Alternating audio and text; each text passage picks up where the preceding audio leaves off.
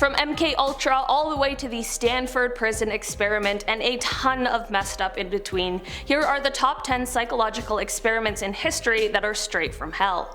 Before I dive into this list, you guys, I want to give a huge shout out to today's video sponsor, Magellan TV. Magellan TV is a documentary streaming service that has it all. There are a wide variety of genres for whatever you're into, whether you're a classic true crime lover, you're into ancient history or science and space, whatever it is, Magellan TV has got it, and if they don't, it's definitely coming because new titles are added every single week. And I'm talking like hours and hours of new content. While I've had some extra time off during the holidays, I sat down and watched the Alps murders, and honestly you guys, it was so good. It was unbelievably intriguing as it covers the terrible day in September of 2012 when a British family as well as a local cyclist were killed in the French Alps.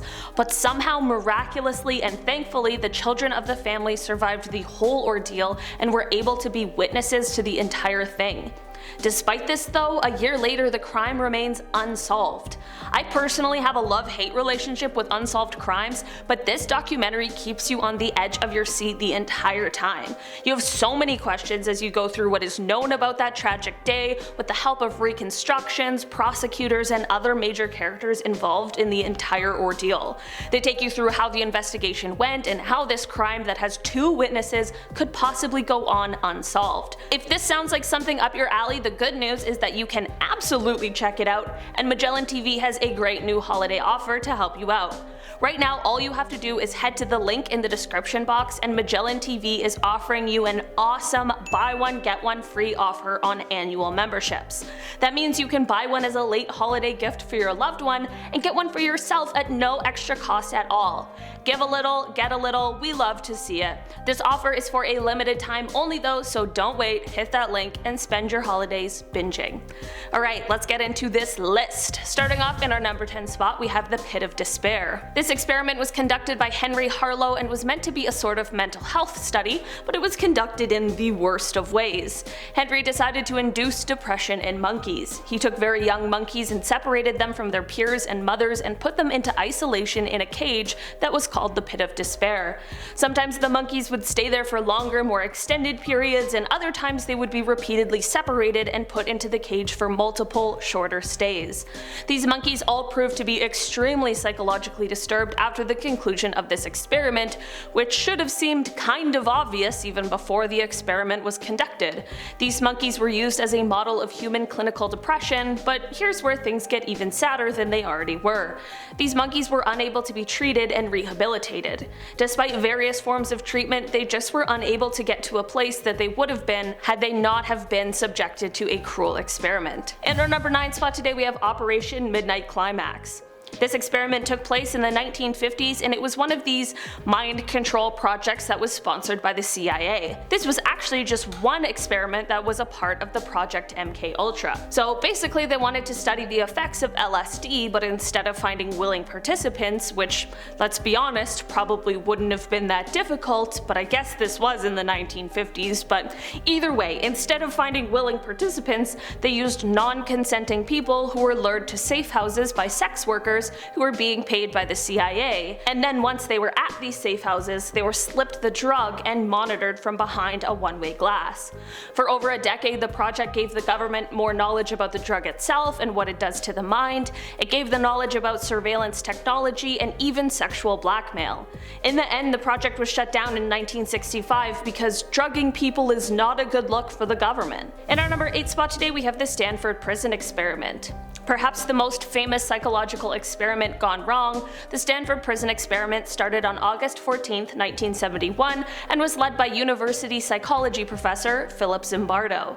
The experiment took student volunteers and divided them into two groups, one group of prisoners and one group of guards, and they placed all of the volunteers into a fake prison that was created just for the experiment. The experiment aimed to see if and how quickly humans would turn evil under the right conditions with the right amount of power. Basically, it was a test to try and answer the question of if humans are inherently good or inherently evil. I think everyone was shocked with the results. After just 6 days, the experiment needed to be concluded because the guards began absolutely tormenting the prisoners. It really showed the kinds of things humans can be capable of, even after such a short time. In our number 7 spot today, we have the facial expressions experiment. In 1924, a psychologist with the University of Minnesota, Carney Landis, wanted to conduct an experiment to study facial expressions. More specifically, he wanted to see if everyone's expressions of emotions were the same. Does happiness look the same on everyone? Does sadness, shock, disgust, etc. make us all react the same way facially? An interesting question for sure, but the method was strange.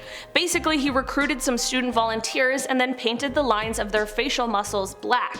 He then exposed each participant to different stimuli in order to photograph their reactions, and then of course compare the results.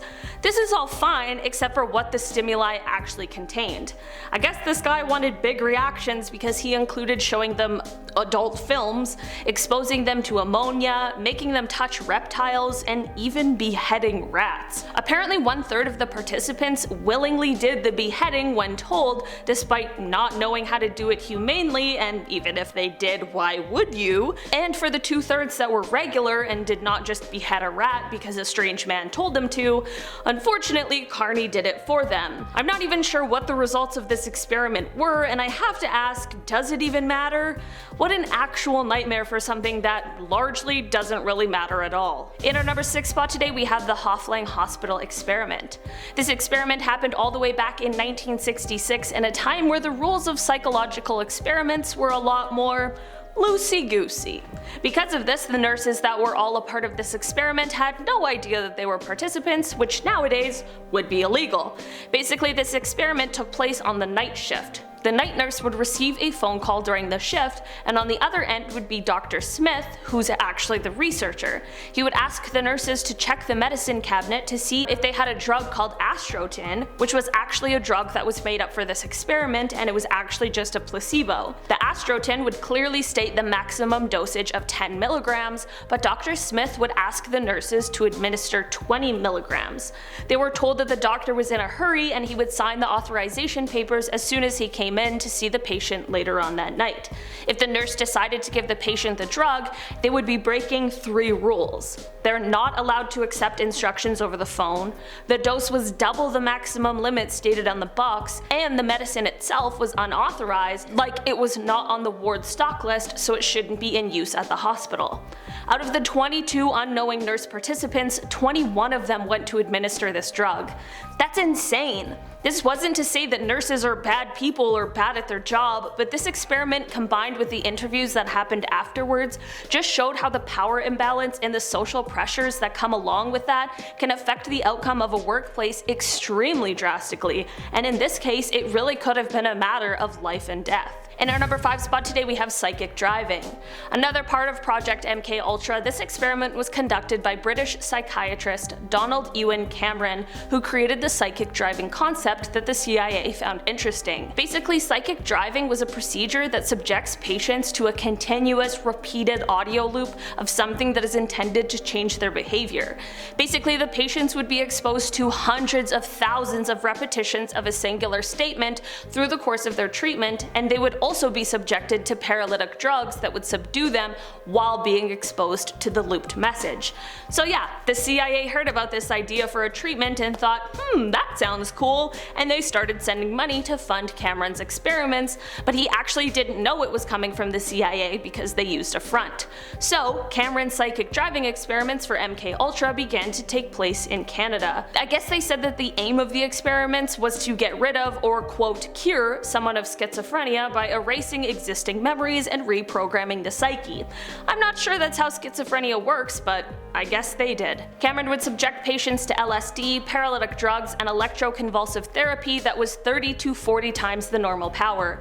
He would also put the experiment subjects into drug-induced comas while exposing them to the repetitive audio.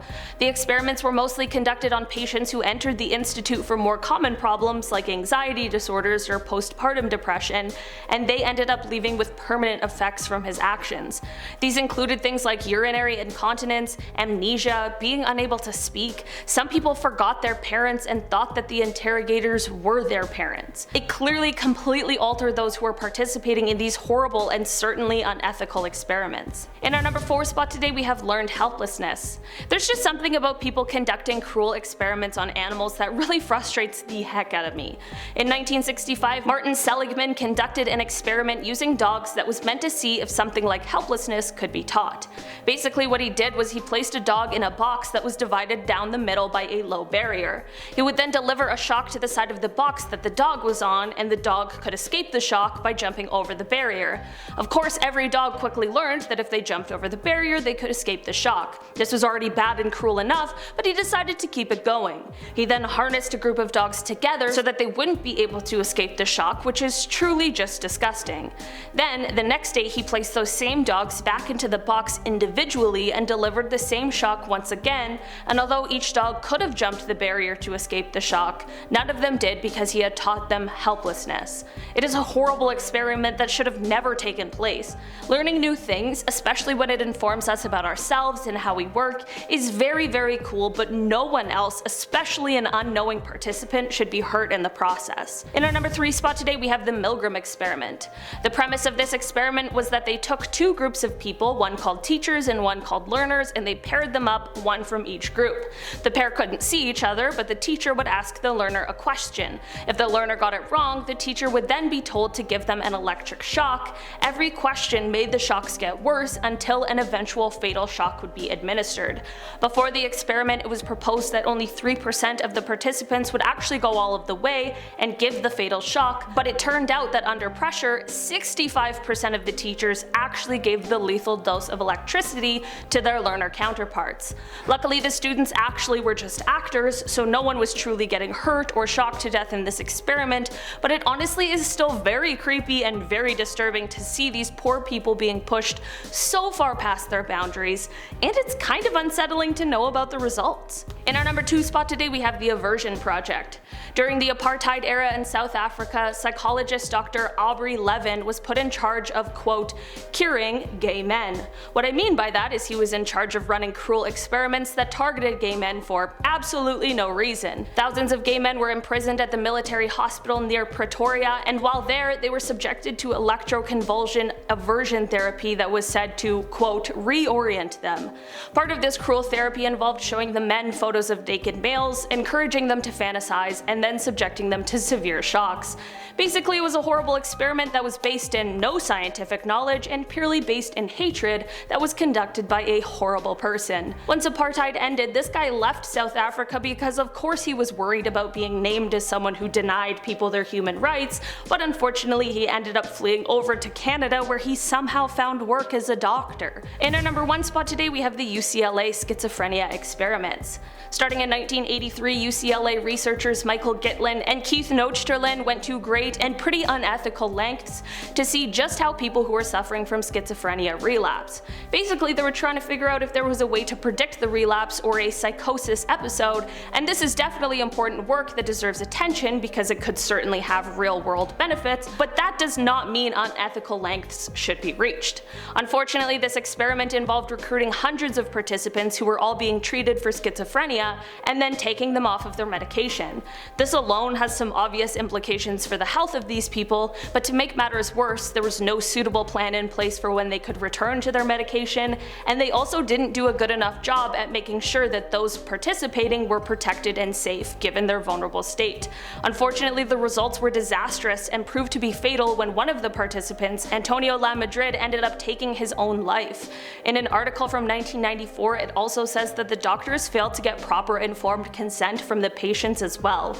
I'm not exactly sure what that means and whether or not the participants had any idea of what would be happening during the tests. Alright guys, that has been our list for today. Thank you so much for checking it out. I've been your host today, Olivia Kozlowski, and I'll see you next time. Bye!